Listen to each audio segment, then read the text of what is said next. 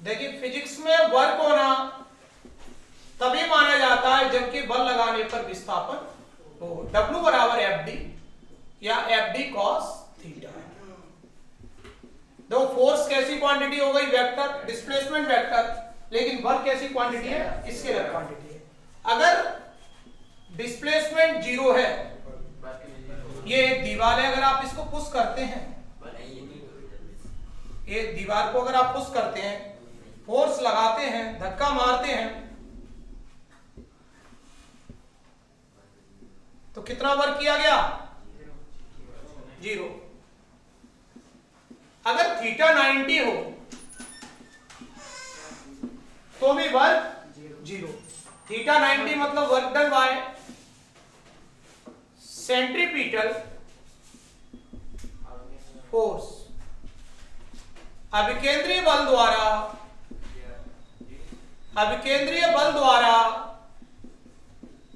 किया गया कार्य।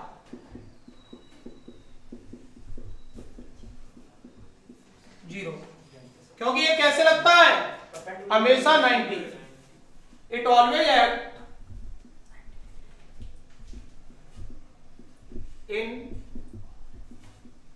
परपेंडिकुलर डायरेक्शन, क्योंकि यह सदैव कण की गति के लंबवत लगता है। अगर अपन ने ये बॉक्स है और इसको आप, बॉक्स है या बुक है, कुछ भी है, इसको आप h हाइट पर यहां रख देते हैं, तो W equal to FD, gravity के अगेंस्ट आपने वर्क किया, मतलब आपकी एनर्जी कम हो गई, तो ये लिफ्ट करने में इतना वर्क हो गया, उठाने में, अगेंस्ट ग्रेविटी के, तो ये एनर्जी इसके अंदर स्टोर हो गई। This work is stored in the form of potential energy. कितनी एनर्जी स्टोर हो गई, mgh। तो this work is stored in the form of potential energy। यह कार्य ही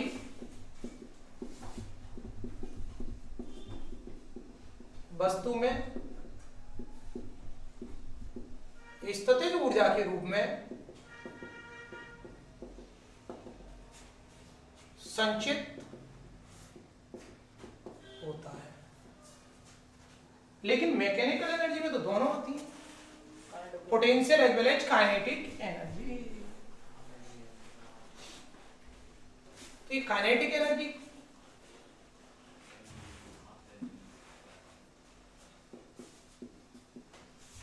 मैकेनिकल एनर्जी, यांत्रिक ऊर्जा, इसमें पोटेंशियल एनर्जी, इसका एक जनरल फॉर्मूला अपन ने याद किया mgh। लेकिन स्टोर्ड एनर्जी इन स्प्रिंग, ये भी तो पोटेंशियल एनर्जी है। इन स्प्रिंग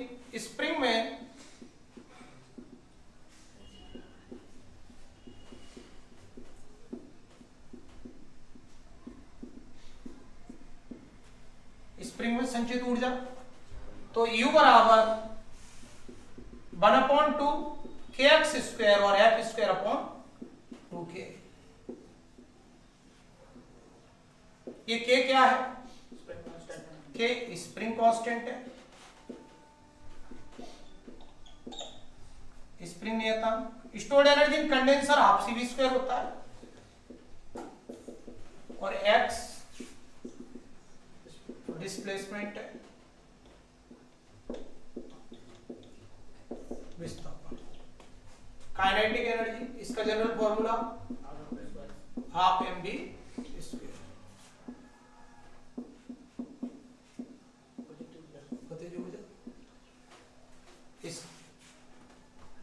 इसका अगर मोमेंटम से रिलेशन देखा जाए, लीनियर मोमेंटम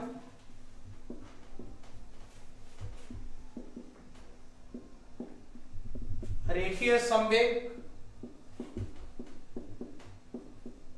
P बराबर mv या P बराबर √2 mke। काइनेटिक एनर्जी K से या E से लिख लो काइनेटिक एनर्जी। K से अपन ने स्प्रिंग कांस्टेंट लिखा है तो E से लिख दिया काइनेटिक एनर्जी। या E बराबर P²/2m। इसके फॉर्म में अगर आपने सेंट्रीपिटल फोर्स भी देखा था तो P²/mr। ये P क्या है? Linear momentum. क्या मैं काइनेटिक एनर्जी के साथ एक वर्ड और लगा देना, ऑलवेज सदैव धनात्मक होती है। काइनेटिक एनर्जी सदैव धनात्मक होती है। एनर्जी को एक फॉर्म से दूसरे फॉर्म में बदल सकते हैं मोटर की हेल्प से। मोटर को अपन इलेक्ट्रिकल एनर्जी देते हैं, इलेक्ट्रिकल एनर्जी को मैकेनिकल एनर्जी में कन्वर्ट करते हैं। तो मोटर की हेल्प से विद्युत ऊर्जा को यांत्रिक ऊर्जा में कन्वर्ट करते हैं। अगर अपन डायनेमो की बात करें, डायनेमो तो मैकेनिकल एनर्जी को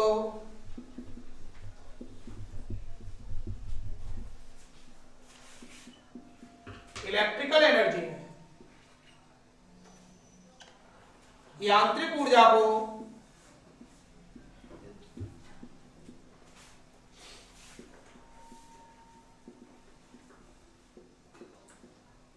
विद्युत ऊर्जा में बदलते हैं डायनामो की हेल्प से। पावर क्या होती है? पावर कैपेसिटी नहीं है, वो तो एनर्जी हो गई। पावर शक्ति। इसमें एक वर्ड जरूर लेंगे, रेट। ठीक है, जो एनर्जी की देखो डेफिनेशन, ऊर्जा कार्य करने, इसमें दर शब्द नहीं बोलेंगे। वर्क में टाइम का कोई मतलब नहीं है, क्योंकि अगर कोई व्यक्ति कम समय में वर्क को कर लेता है तो अपन वर्क तो एक ही किया, लेकिन अपन कहेंगे उसकी पावर ज्यादा है। तो energy capacity to do the work, इसमें रेट वर्ड नहीं आएगा। लेकिन पावर में टाइम का बहुत मतलब है, रेट ऑफ डूइंग वर्क। तो कार्य करने की दर। एक जैसे लगते हैं दोनों, लेकिन दोनों में अंतर है। तो P बराबर W/T। मोमेंटम को भी P से लिखते हैं। तो ये स्केलर क्वांटिटी हो गई। W की जगह आप mgh भी लिख सकते हैं। तो P = W/T या mgh/T। तो वाट = जूल/सेकंड। 1 हॉर्स पावर 740 वाट। किलोवाट 1000 वाट। ध्यान रखना, किलोवाट आवर आए तो वो एनर्जी हो जाएगा। 1 किलोवाट 1000 वाट। तो power rate of doing work, कार्य करने की। कई बार इस तरह के क्वेश्चन आते हैं। हाँ, वर्क एनर्जी थ्योरम क्या होती है? तो work = change in energy. Work = work energy theorem.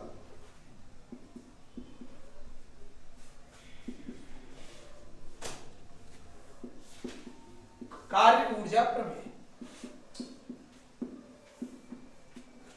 तो वर्क = चेंज इन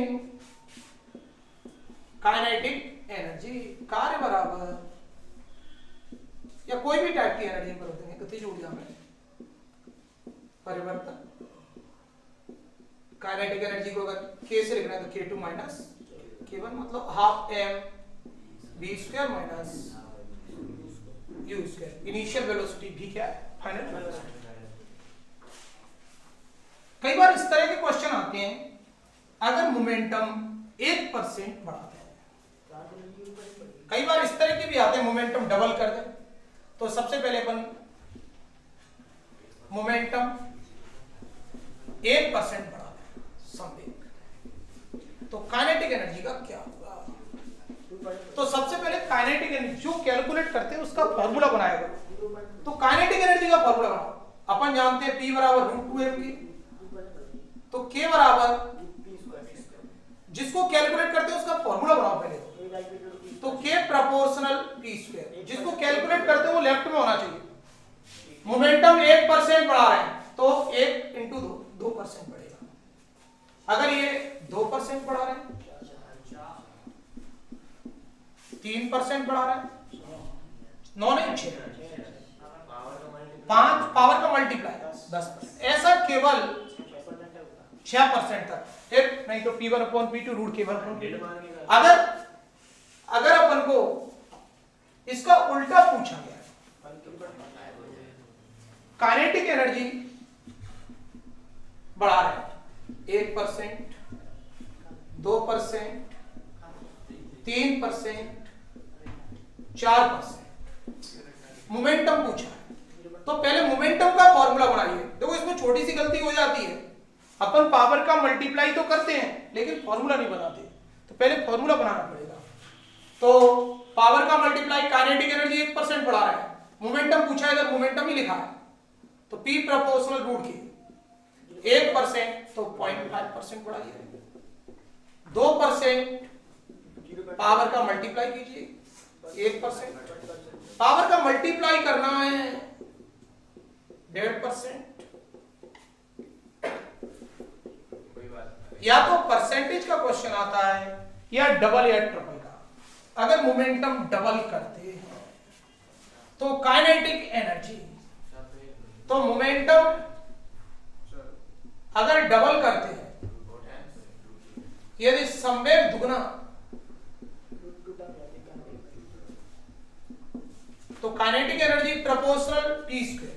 तो पहले पूरा फॉर्मूला बनाइए, पूछा क्या गया है काइनेटिक एनर्जी, तो काइनेटिक एनर्जी को लेफ्ट में लाइए, काइनेटिक एनर्जी 4 टाइम्स। उल्टा पूछ रहे, अगर मोमेंटम n गुना n टाइम्स, संवेग n गुना, संवेग n गुना तो K proportional p², kinetic energy n², square में चला दो। लेकिन इसका उल्टा पूछ रहे, kinetic energy n times, kinetic energy 2 times, double कर रहे हैं, गतिज ऊर्जा दुगनी, गतिज ऊर्जा दुगनी तो P proportional √ kinetic energy, proportional cross, जिसको कैलकुलेट करना उसको लेफ्ट में लाओ, काइनेटिक एनर्जी n टाइम्स, गतिज ऊर्जा n गुनी, इनमें गलती होने के चांसेस रहते हैं, तो काइनेटिक एनर्जी n टाइम्स कर रहे हैं और मोमेंटम पूछा गया है, जो पूछा जाता है उसका फॉर्मूला पूछा क्या गया है, मोमेंटम संवेग। अगर एक लाइट बॉडी है और एक हैवी बॉडी है और इसमें ज्यादातर दिया जाएगा आपको मोमेंटम कांस्टेंट, मोमेंटम सेम दिया है, संवेग समान, जैसे बंदूक और गोली का एग्जांपल तो आप जानते हैं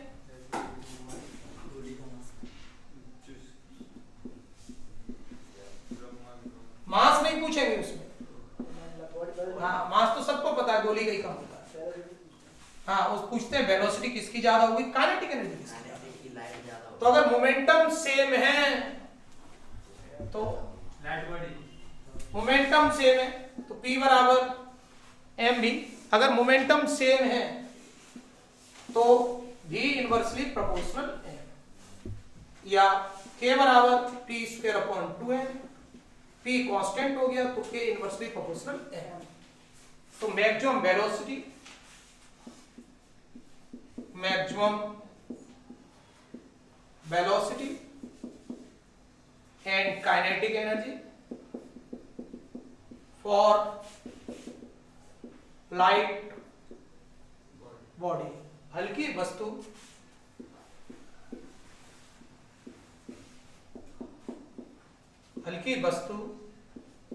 का वेग व गतिज ऊर्जा, हल्की वस्तु का वेग व गतिज ऊर्जा समान होगी। एग्जाम्पल कौन सा याद रखना? हाँ, बंदूक और गोली। गोली आगे, आपको पता है गोली की काइनेटिक एनर्जी ज्यादा, वेलोसिटी ज्यादा, लेकिन मोमेंटम सेम। तो मैक्सिमम मोमेंटम दोनों का सेम है। काइनेटिक एनर्जी किसकी ज्यादा होगी? 5i cap plus 3j cap r vector 2i cap minus j cap. तो W is equal to work done is equal to होता है F vector dot R vector. तो 10 माइनस 3 ये प्लस 7 जूल। इसमें देखिए पोजीशन वेक्टर दिए हैं, F vector dot displacement vector. तो डिस्प्लेसमेंट वेक्टर आप लोग कैलकुलेट करना जानते हैं। 3 से 14 पर पहुंच रहे हैं, कितना डिस्प्लेस हुए? 11।